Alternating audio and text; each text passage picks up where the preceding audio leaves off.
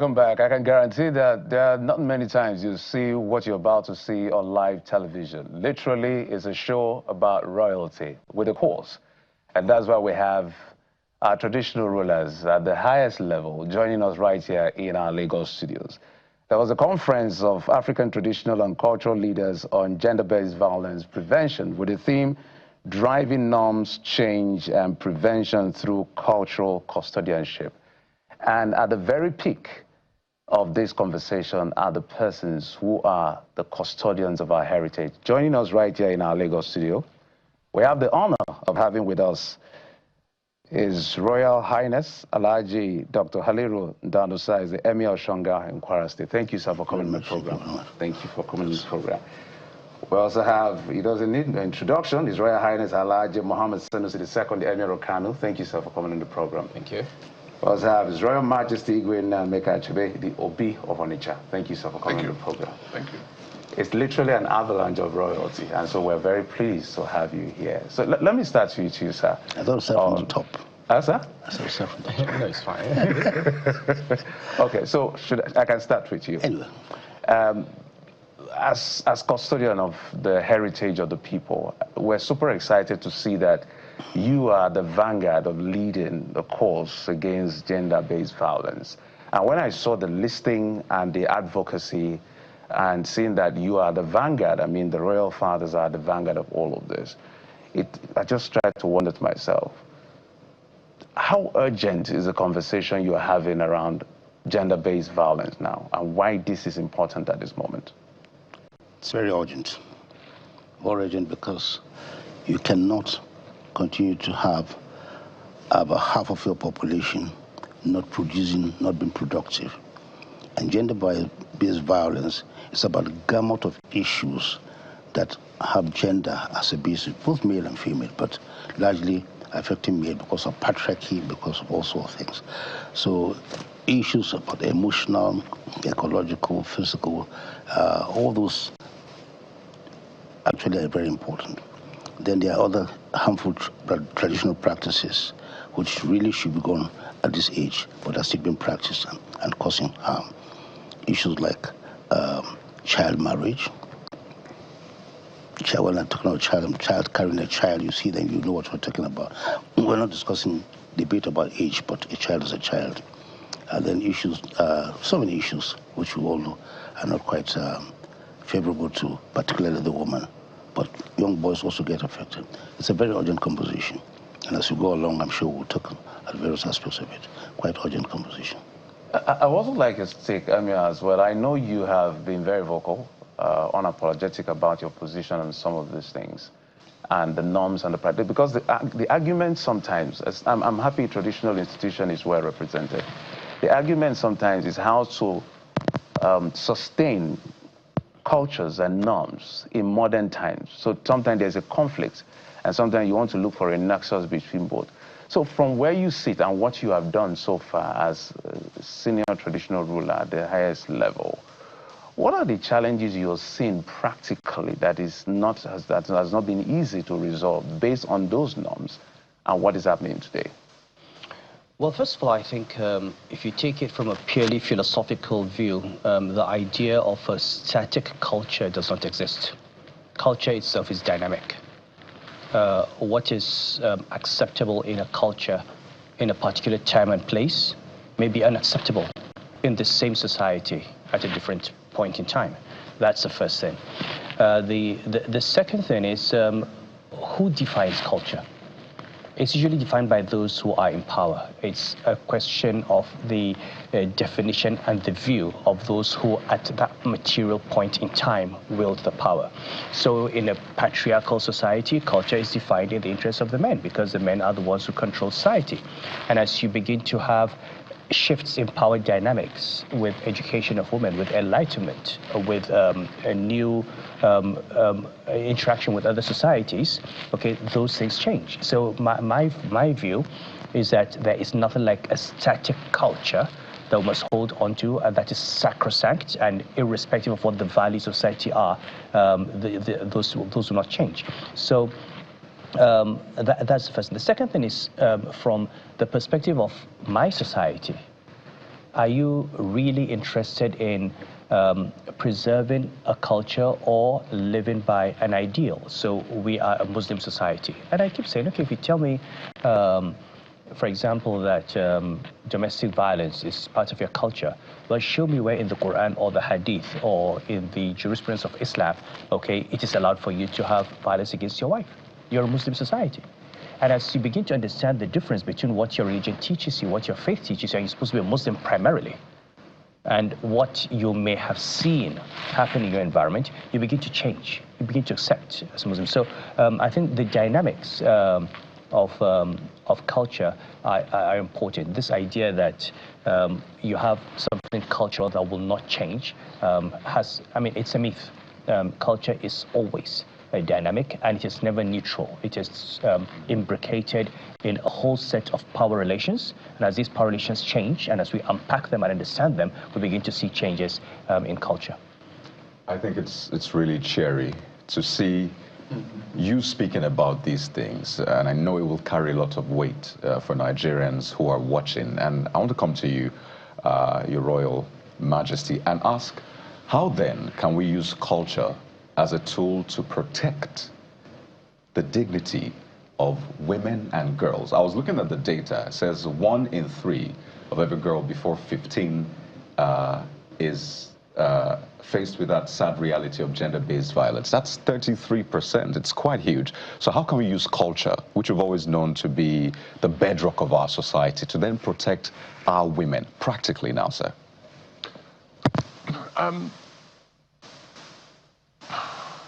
Culture is the way of life of a people. Yeah. And as Secretary Khan has just said, culture has to be dynamic. Okay, has to be dynamic. And people oftentimes misunderstand that dynamism that has to be there, because the culture is there to serve the people. But from ancient times, our ancestors, their worldview were very limited.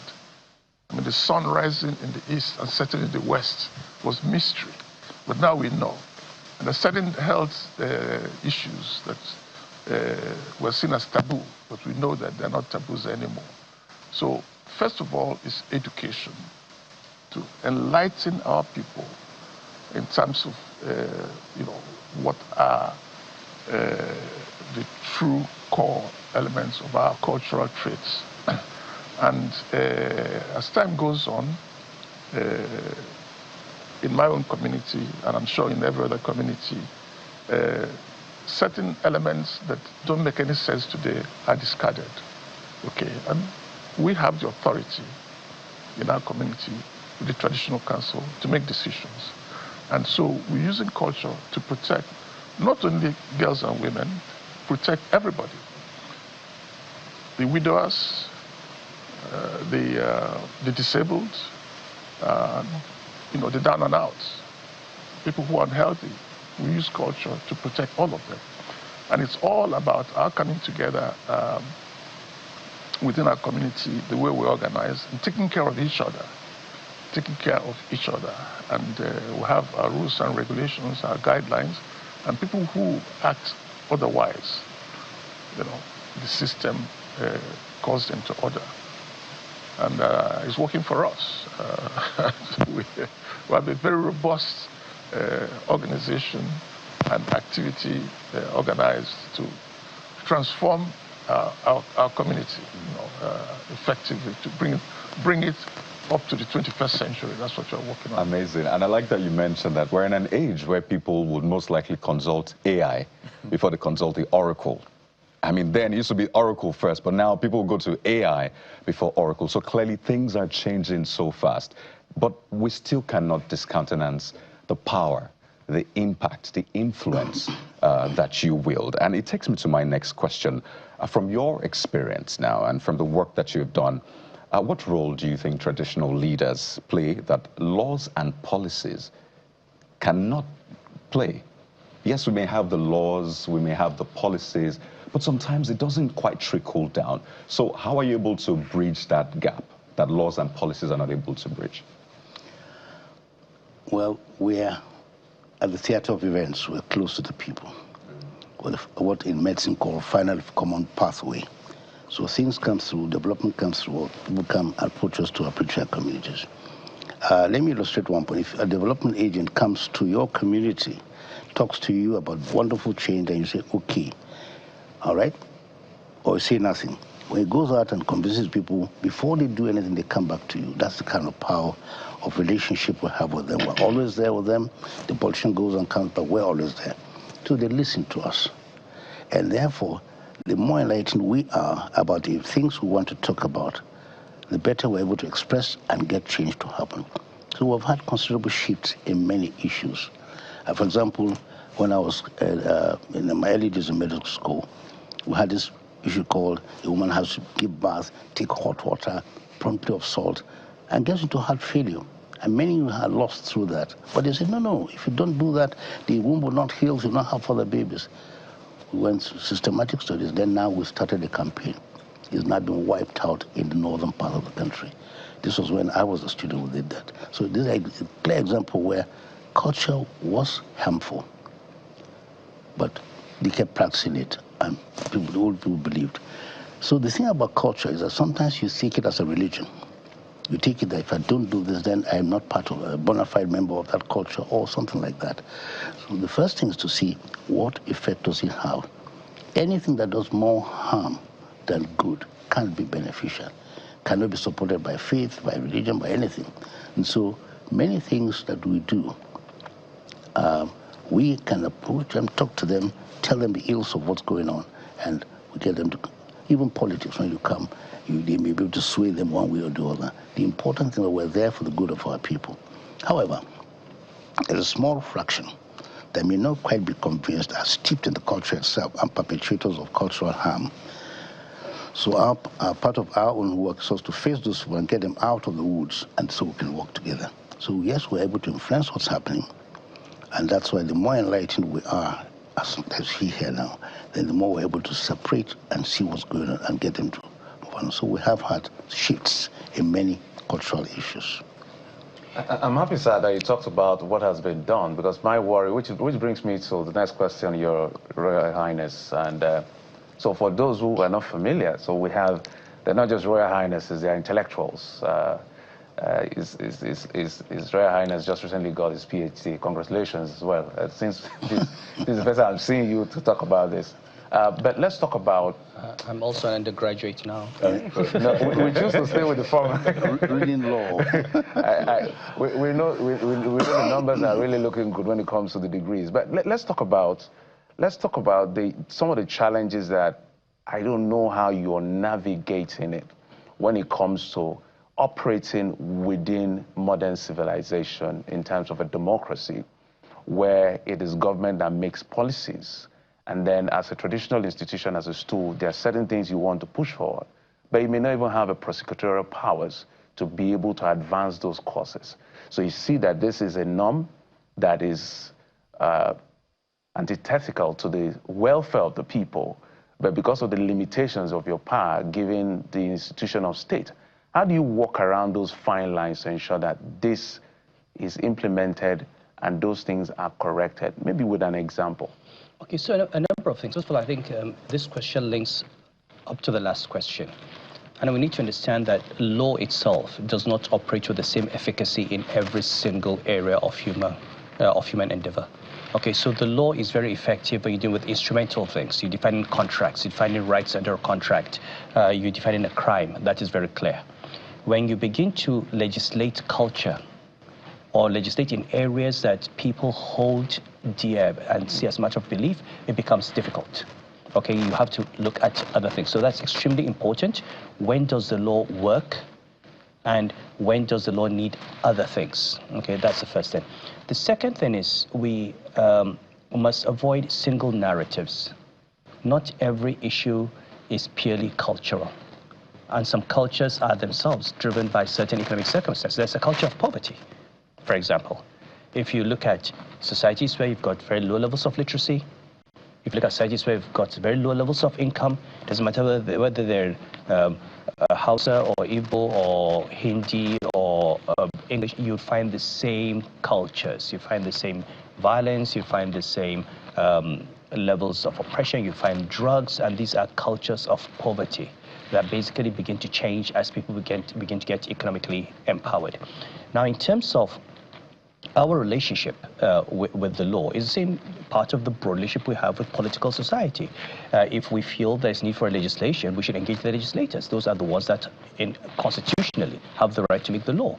You talk to the governor, you say, look, I think the state needs to make a law on this. And if we're able to provide private member bills, I led a process in Kano for codifying Muslim family law. Now, the only reason it's not a law today is because we still have to make some amendments to that. And my hope is to bring it to the governor and say, Your Excellency, this is something I think you need to do. It's more like lobbying. Yeah, well, no, it's actually, well, it's advice, it's consultation. It's basically being, look, we're part of the leadership of society. The governors, the political leaders take us as their traditional and religious leaders. We take them as political leaders. So we respect those spaces. Okay, making laws is the sphere of the governor and the State House of Assembly. Okay, now if we feel that there's a need to make a law, we should be able to propose that law and, like any other interest group, explain why this is important. It is in the interest of the good governance of society. So that is one thing. The other thing is sometimes, as I said, you don't even need to have the law. Okay, we do a lot of role modeling. We're the custodians of culture.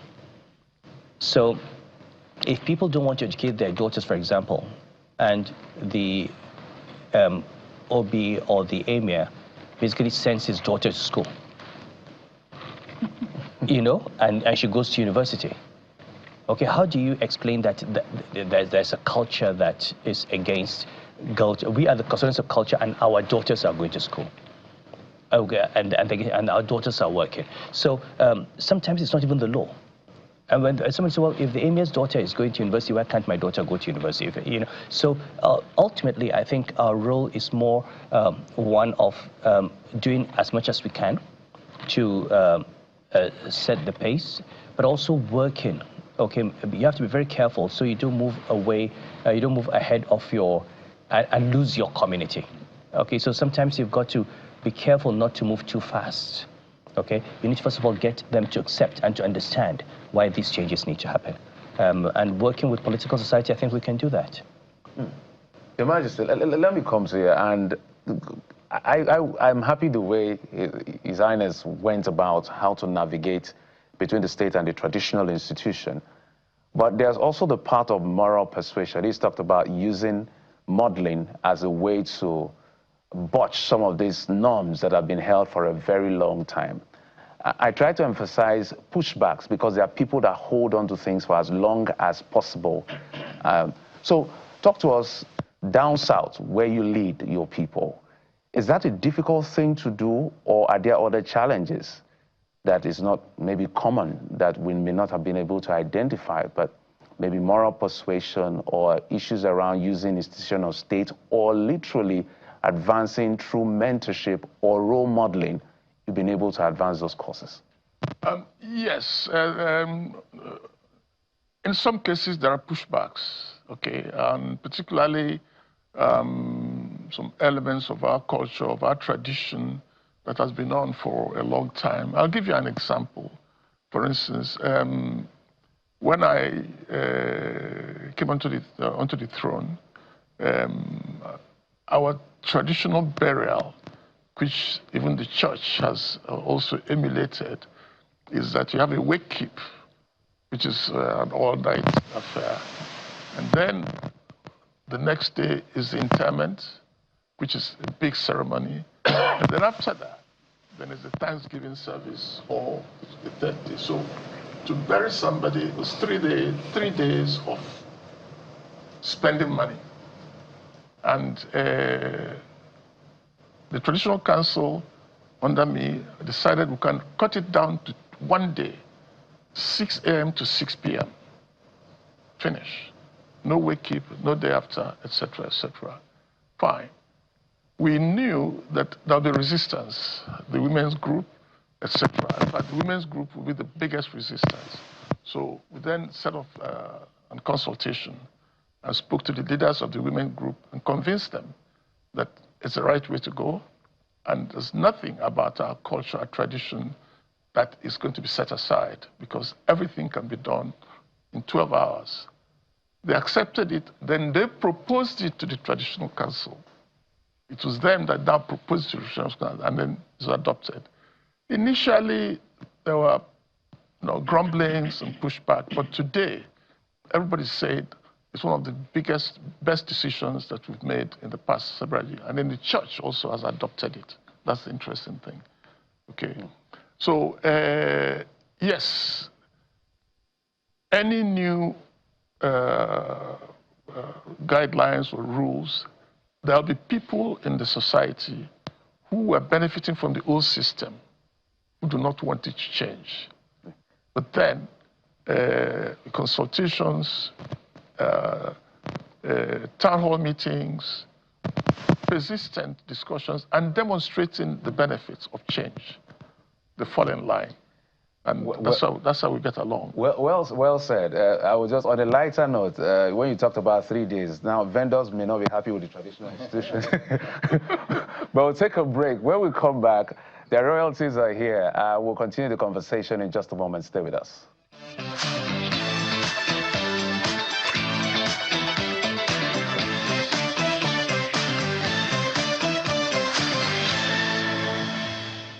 I think it's safe to still call it the royal edition of the morning brief right here on Channels Television, because it's a power-packed show for you today. We still have with us His Royal Majesty Igwe Nemeka Achebe, the Obi of Onitsha, His Royal Highness Alhaji Muhammadu Sanusi II, the Emir of Kano, and His Royal Highness Alhaji Haliru Danusa, Emir of Shonga, Kwara State. Thank you very much for staying with us. We're having a very interesting conversation just before the break of how you were able to change the culture without damaging anything. I mean, you just presented, I imagine, the facts, what is rational, and the people took it on board. But I want us to maybe deal with something that has been pervasive, and that's the thinking that culture in itself is sort of defective. It is bad, particularly our culture. And I think I sense that you've been trying to clear that air, that culture is not really bad. And I must step back and say, I mean, you've had illustrious careers. Medicine, well, you're building another career apparently now that you're an undergraduate, but you've reached the peak of your career in finance, user in oil and gas industry. So you didn't just wake up and you just started with a traditional leadership. You succeeded, in the private sector. So maybe we can use this medium to speak to that perception that our culture is defective, it is bad, and that's why we have all of these challenges like GBV. Is that true for you, sir? Yes, culture is a continuum, so many things. So when you look, you take stock. The ones that are causing more harm, you try and address them very quickly. There are some that are just benign, allow them to say that's my culture. When you dance this, you dance that way, it doesn't really matter. But take, for example, early marriage. It's contentious, you see, Islam, but when you say 18 years, they say, no. Don't waste your time with that. Force them to school. When you force them to school, you do many things. So we can use that instrumentality to get them to fall into marrying late, because it's very devastating when you marry early. Fancy a girl because somebody say you can marry at 13 or 12 or whatever it is. It's a baby carrying a baby. Sometimes they fall together and stand up again. But more importantly, she gets damaged. I remember my first practice, the first time when I was in ONG posting, a 13-year-old came bleeding. And one tall gentleman who said was my friend said, that's my wife. I didn't know that. I said, your daughter? I said, my wife. So these are, I'm not going to medical, I'm trying to say really in culture, in the setting. So when you get information that you think you can now use, break it down for them to see. This girl is leaking urine. This girl is too young. She might get, so mention all those ills. Sometimes have pictures. So we're advising you, this is not right. Push them to school and then force them to school. We can create smart bylaws ourselves, which they listen to. Once the council decides, look, let's not do this. If they start doing it, they know they're running foul of the system itself. And so, yes, you don't waste your time on so many benign ones. that just make life livable and make you an identity for you. But there are certain nasty ones. Those are the ones we now prioritize and try to work about. But they must understand what you're doing. And then they come along with you. Then later you come back and say, well, thank you for what's happened. Yeah, so it's a challenge. But pick and cherry pick which ones I know are more dangerous, work on them. Usually can get them convinced. Because what I see now is a trend. It's almost like you're now throwing the baby and the bathwater away. Culture is bad. But I know you want to say something to that. Well, first of all, I think it's extremely important to be very aware, okay, of the difference between a narrative and reality. Gender-based violence happens in all societies.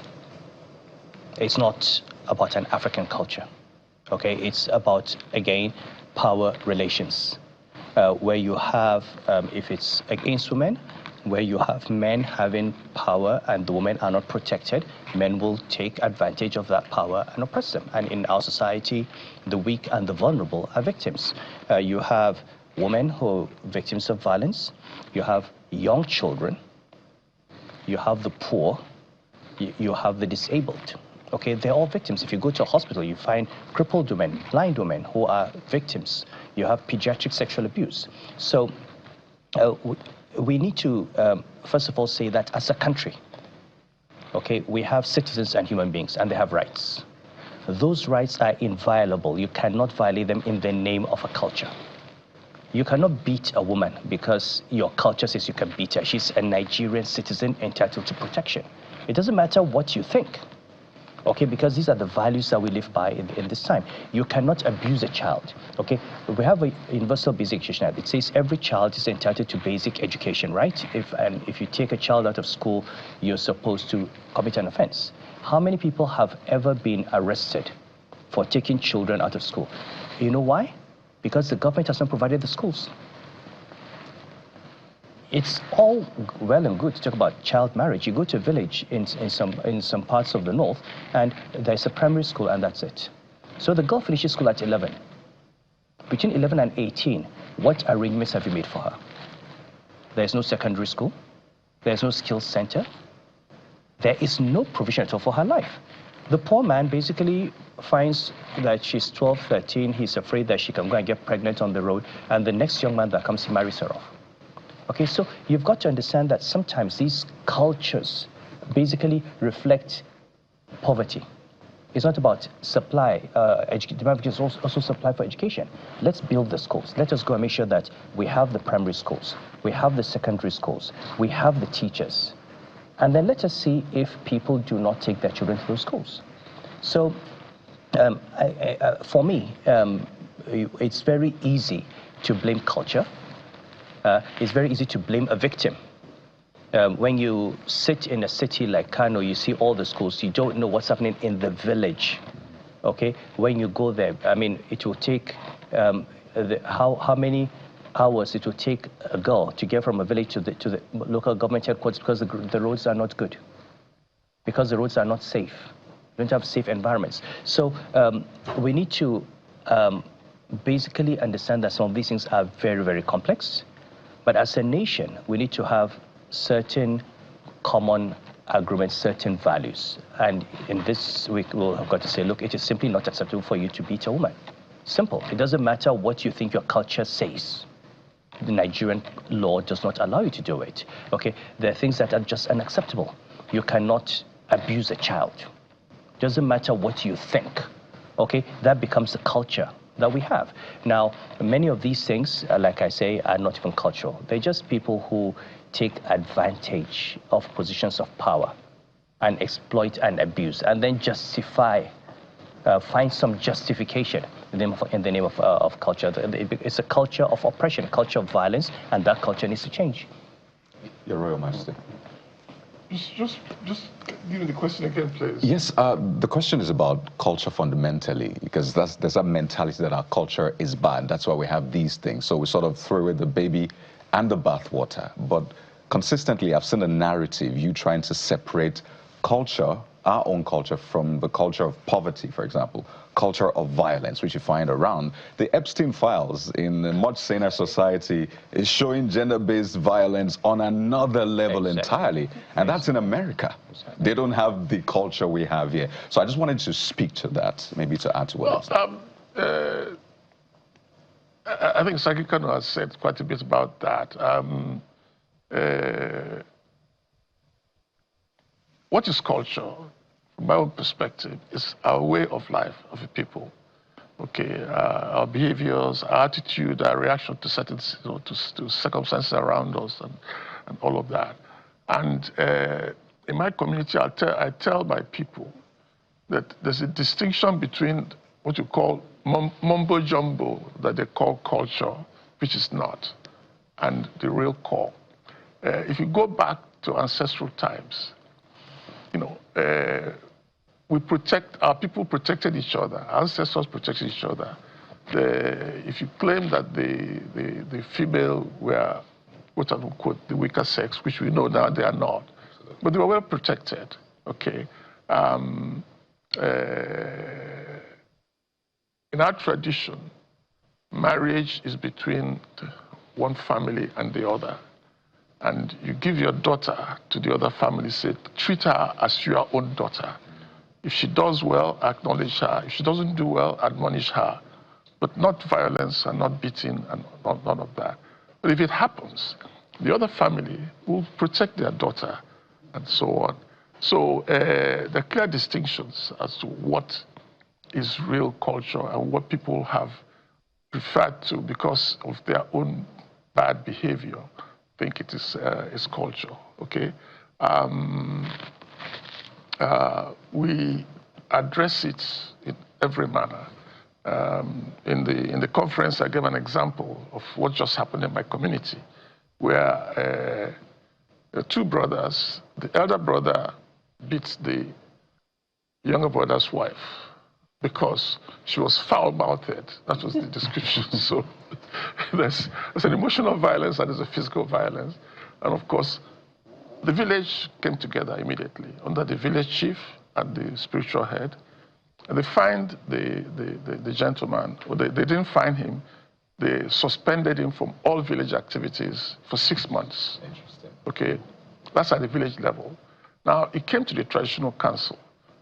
The traditional council now fined the gentleman under 100,000 naira. Okay, and having done that, then I asked the question, because I was in Zaria, is that sufficient? And then the senior chief came back to me saying, yes, we've done everything we can do, because the bottom line is that the victim and the perpetrator actually embraced themselves in the palace, and they all walked home hand in hand.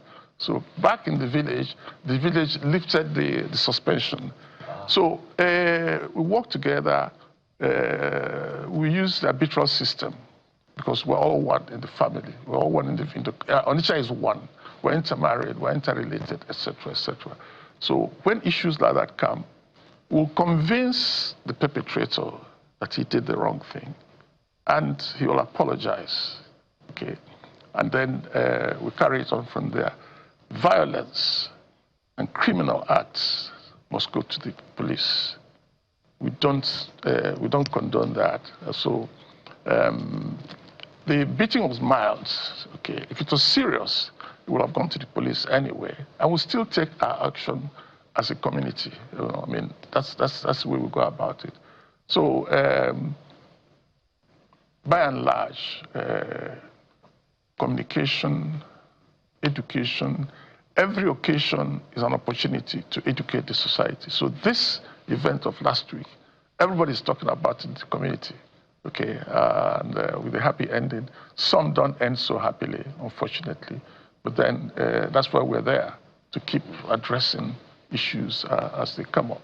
Okay. And for the children, in my community, they're reasonably well protected, even though we still have that culture of silence, you see, which we are actually conducting a study right now, sponsored by the Ford Foundation, that if a woman is beaten by her husband, she thinks it's a taboo to go back to her family and complain.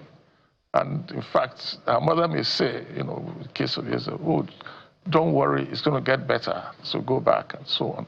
That a broken marriage is a taboo. It's not. But you have to support everybody in the system to make life better for everybody. It's a continuous process. It's work in progress. And that's why we're here. GBV, culture of silence, is serious. We're excavating. We're bringing out cases, and we're going to do a report and then go to implementation. The whole community is involved in the whole process. Your Majesty, I think there's nothing that can be louder than three of you being here at this level, talking about this to the entirety of the country and across the continent. Let me come to you, Your Highness, and one of the things that's been ringing on my mind, you said it in passing. Sometimes, let's talk about the issue of patriarchy and the power issue. Do you feel that sometimes because women are not on the table is also a challenge? It is. I mean, I think it's extremely important for people to speak up for themselves. No matter how much as men we can put ourselves in the shoes of women, we're not women. We don't know what it is to go through 9 months of pregnancy. We don't know what it is to deal with a sick baby. We don't know what it is to be a victim of abuse. We don't know what it is to take care of a home, cook, take care of children, have sex, have babies. That kind of burden only a woman understands, okay? So one of the things we need to do is look at the structural arrangements politically in our country. Okay, and I've always said, for example, if you take our Constitution talks about diversity. But what is diversity? It says it's diversity of states. But is that the only diversity we need to take care of? Should our Constitution not make a provision for a certain minimum representation of women in the cabinet and in the assembly? I mean, in my state, we have a state House of Assembly. We have 40 members. As far as I know, since 1999 till now, we haven't had a single female member of the House of Assembly. Now, none of those men has ever been a victim of domestic violence. None of them is a victim of gender-based violence. It's not their fault that they're not thinking like women, but if you had 10, 15 women there would be bills talking about women issues. Okay, so we've got to go beyond, again, just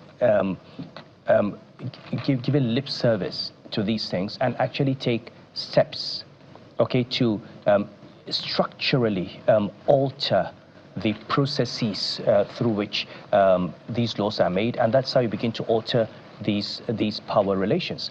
Now, we can do a lot by speaking up as leaders. So I'll give it. So many years ago, I made a statement that became very controversial, hue and cry. I publicly said, look, I've said to my daughter that if you come to me and say your husband slapped you, but you did not slap him back before coming here, I would slap you myself. Okay, it was a big controversy. But you know what? It brought up the question: are you allowed to slap your wife? I mean, as a Muslim, did the Prophet ever slap his wife?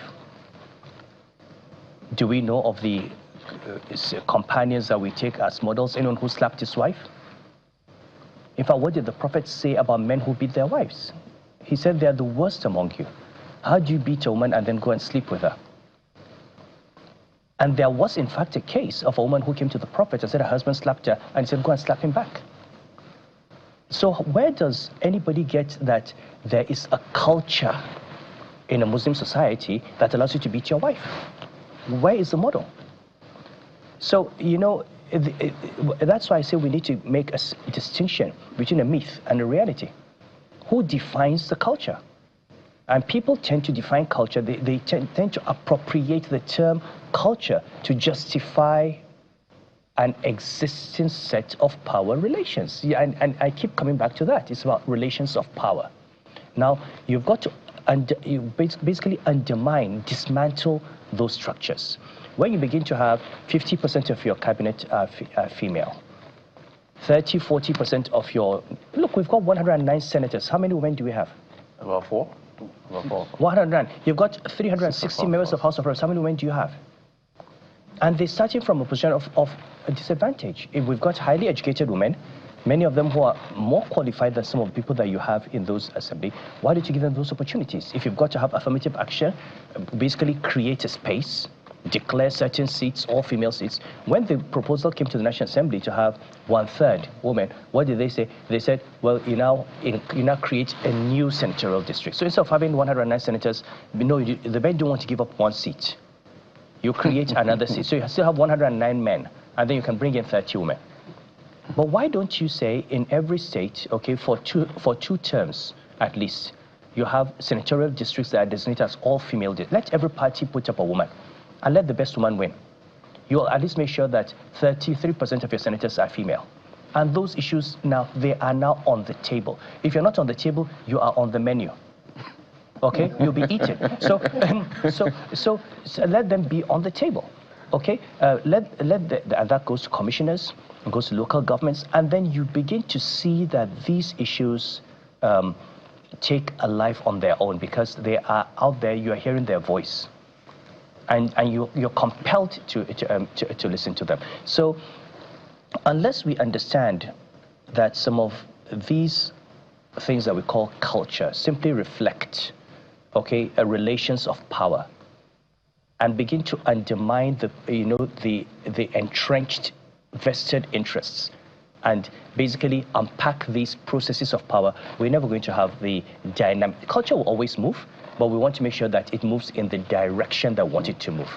Your Highness, I'm sure you have what to add to what His Highness has already said. It's not crossed my mind when I heard one time, because it talked about the power dynamics, and I was thinking about the balance of power, that if you know that if you slap your wife has the ability to beat you, you refrain. At least your common sense will tell you that the outcome is going to be very disastrous. Or that her father or brother will come and beat the hell out of you. in that sense. So I'm wondering, sir, when you weigh what we're dealing with in terms of the balance of power, there are two parts I would like you to speak to. The other part may just be the physical strength. The other part has to be economic power, to be able to counter some of these things. There's poverty. When you talk about poverty, you now go to women. How do you intend as an institution to work with government, like you segued into issues of policy and politics, to ensure that however we can make it happen, women are no longer menus. They are right now, they should be on the table? Well, I think girls' child education, and really pursue it relentlessly. Allow the opportunities, insist on the opportunities. Government should make laws about the opportunities.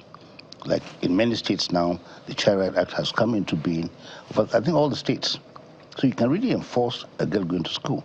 But like you said, there's the infrastructures.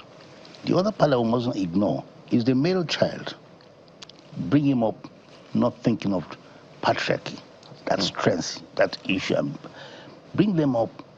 Or rather, even now, the big ones can have clubs for boys and for men where you continuously instruct them about these power relations. It's causing a lot of harm. Some just relish it. They think that's me, that means masculinity. But we have to gradually, over time, tell them this is wrong. We have funding from boy clubs, men for she, that help so much in mobilizing for maternity. So we're forming that as a physical, it's like a war against indiscipline. You start by arresting people to enter lines, but you go to school and start orienting them for the future. So we have to do boys' clubs, men's clubs for many issues, and make sure orient them, let them understand what it is, see, then show the harm they're doing, and they gradually shift. But then, more importantly, get the girls to school, make sure that we really don't waste our opportunity, and give incentives for them to be in school and follow the law. I think ultimately, down the line, we'll get. But then the other thing is to have enlightened leaders. Enlightened leaders. It can always take you up anytime. Obi can take you anytime. I think I take them anytime. You face them, most of them are illiterate, or many of them are illiterate, tell them, hammer on the ills that they can demonstrate. And eventually, over years, they look at their daughters and things begin to change. So I think really we're in for a big haul. But the laws from government should be enforced. We are enforcers of the law at grassroots, so we can use the law use the police, use the court, but persuasion is best. Well, I see this topic is one that has stayed with us for such a long time, and it looks like it's morphing into something else entirely. But I want to ask, in an age where people are trying to navigate modernization and also the traditional, side of things, the culture, I jokingly said earlier that people will most likely ask AI before they come to the oracle or come to the traditional institutions right now, because that's what it is. Do you feel threatened that this is your voice, the power that you wield, the influence? Do you feel threatened that it may be not as strong as it used to be? A lot of people are now moving from the rural areas to the urban areas. We're seeing a major shift. So just how influential do you think your role is still? Before we segue into other things, but I wanted to ask how you're thinking and processing these issues, sir. You talk about consulting AI before going to the oracle. On a lighter note. Well, on a serious side, I can tell you that this interview is being watched by my people all over the world. Yeah. Because by the use of technology, single push broadcasts information to everybody wherever they are. In America, they're sitting up to watch this interview and all that. So what we've done, and successfully, is to adopt technology, in our traditional governance. And what is wrong with that? Every quarter, I hold a global town hall meeting with my people by Zoom. Okay, 300 people sign up. And we discuss issues of the community. I wanted to clap for that. That's beautiful. We discuss issues of the community. And out of that, great ideas come to the traditional council to adopt, to going forward. So, for instance, I was in Indianapolis a couple of years ago, and I had a town hall meeting from there. Out of that, we set up a community development trust fund, which, as at now, probably has about 300 million naira in it. That sort of thing. Yeah, so we don't see conflict between modernization and our culture and tradition. And the biggest drivers, the Onitsha development, our development NGO, is led by my best and brightest managing director of the banks, former managing director of one of the shell companies in Nigeria, and all of those. See, we've been brought up at home. If you're not brought up at home and you're brought up in Abuja or Lagos, you don't forget your culture because your parents inculcate it in you. Yeah. Your language, your food, your dress, your mannerism, your attitude to elders, and your attitude to children also. And education, of course, is the best mechanism to actually build bridges between culture or the tradition and modernism. Okay, based on my understanding of my tradition and culture and my Christian background, I've been able to convince our religious leaders that there's no irreconcilable difference between our tradition and religion. Because yes, of course, yes, you can ask them. And so that aspect is eased off quite a bit. Okay, everybody goes to church now, but also if you have a traditional ceremony, people come. Okay. There's certain things like swearing on oath. Yeah. Is banned. We don't swear on oath anymore. Okay? Because it doesn't help the society. And if you go behind the people who concoct the oath and the shrines and so on, they're all human creations. If you go back to the days of slavery, the Arochukwu, Big Juju and all that was all about shipping people abroad for slavery and all of that. So there's more rationality coming into understanding and interpreting our norms and behaviors. understanding why our ancestors did what they did. I'll give you an example. What is called Obanje, you know, and in our own ancient belief, a child is born and dies and comes back again and keeps tormenting the parents and so on and so forth. And of course, science has demonstrated that Obanje is actually a cause of sickle cell anemia, which is prevalent amongst black people. So if a sickler and a sickler get married, their children are going to keep dying and all of that. So we understand it. And how do you stop it? It's medical science, basically, and all that. And other things like sudden death. Our forefathers didn't know how to manage hypertension. So a man goes to the farm, on his way back, he falls on the ground and he dies. They said, that the spirits have struck. You know, that the spirits have struck. He must have done something wrong. But he never measured his blood pressure. He didn't have a mechanism to measure his blood pressure anyway. We didn't have a figure at that time. And all of that. Yes. So, in effect, there's no conflict between modernization and our norms and our tradition. And it's about a matter of building bridges and establishing what are the core elements of our tradition. Okay. I absolutely love the way you presented it. So you don't have to pick and choose. One can complement the other. And it's great to see that you're leveraging technology to even propagate tradition. Your Highness, I know you probably want to add something to that, but let me layer this question. Some have said in order to preserve our traditional institutions, let's codify this.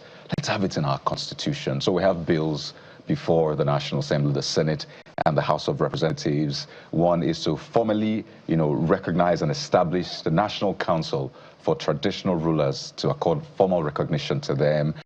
Before the House of Reps as well, we have something similar. But there have been controversies around it, right? Saying, would we be duplicating some of these duties? Who will then be in charge of this council? No, it has to be someone from our side. No, it can't be someone from your side. So what is meant to cure what is seen as an ill is now causing more controversy. Do you see a solution to this that works for everyone?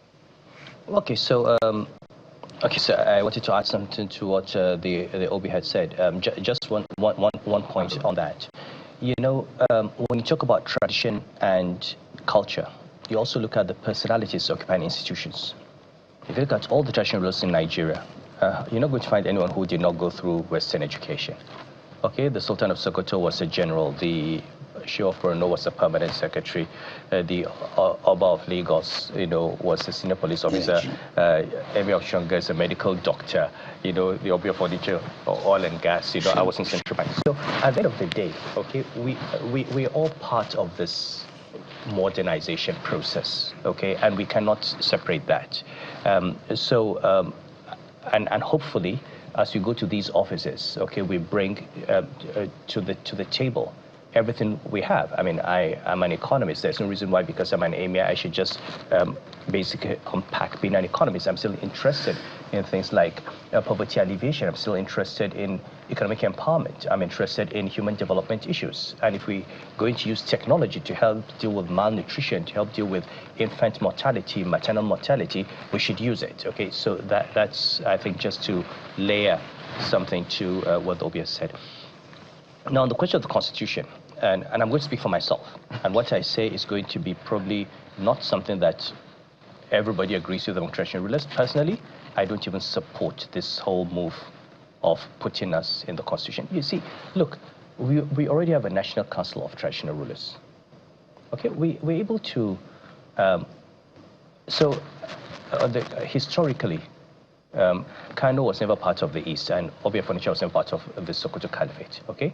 So we come out, and the Obi of Onitsha is the paramount leader among the Igbos, okay? I'm number 3 in the Sokoto Caliphate.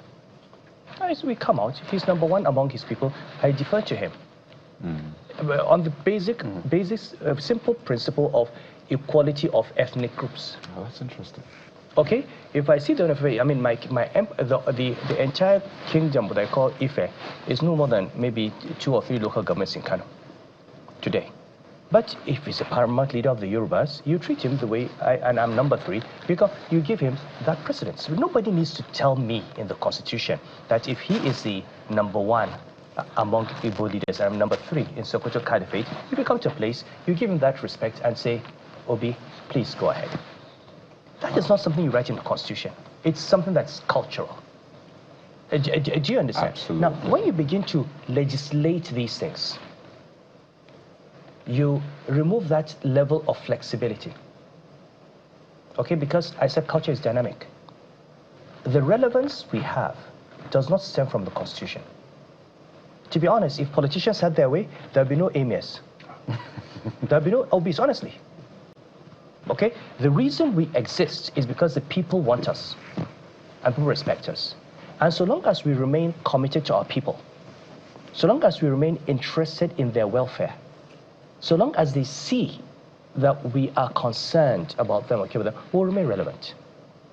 Now, when you begin to write things into the Constitution, what do you write? So you say you write a national constitution, but it already exists. And you say, okay, you have a national constitutional rulers, and their duty is to advise the president. Do I need to be told that I should advise the president? Do I need the Constitution to tell me that if I think there's something that the country needs, I should go to the president and say, Mr. President, I think this is wrong? I don't need the Constitution. I don't need a Constitution to tell the governor that I think this is what we should be doing. I get that authority from being a leader of the people. Now, I know there are people who think that, oh, we need to have something in the Constitution. And then what is in the Constitution? That, oh, the treasury rulers are there to advise us. Fine. With or without. You're doing that. That's it. Okay. And we're not looking for power. I mean, we respect you have executive authority in the governor, you have legislative authority in the National Assembly. Times have moved. We used to make laws. Our predecessors used to make the laws. They used to be the judges. They had the courts. They had the police. They could arrest. They could jail. Times have moved. We've accepted that we're not going to go back. This is a democratic setting. We're not going to go back to those days of absolute monarchies. But the idea that you should have, and when you restrict that, it then becomes the institution becomes even more vulnerable.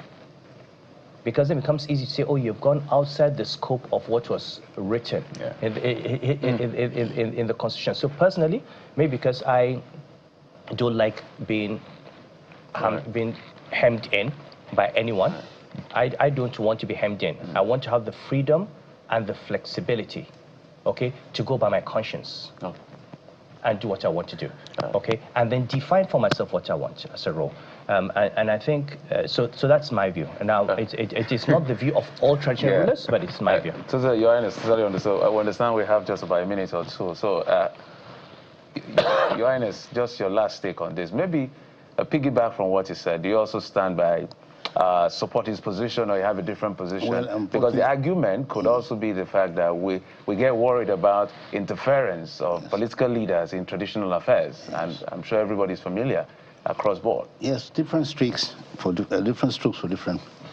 The position he has is my position. But unfortunately, the movement is in a different direction. The movement is to institutionalize it, more to protect it, because now it's just free fall. Anything can happen anywhere. Kano is an example. But if you streamline what things can happen, what can't happen, that's the major part of it all. Then number two, if you don't put them in the Constitution, they say you have no right to give them money. So these are issues that have. But most people are moving towards the direction of have us in the Constitution.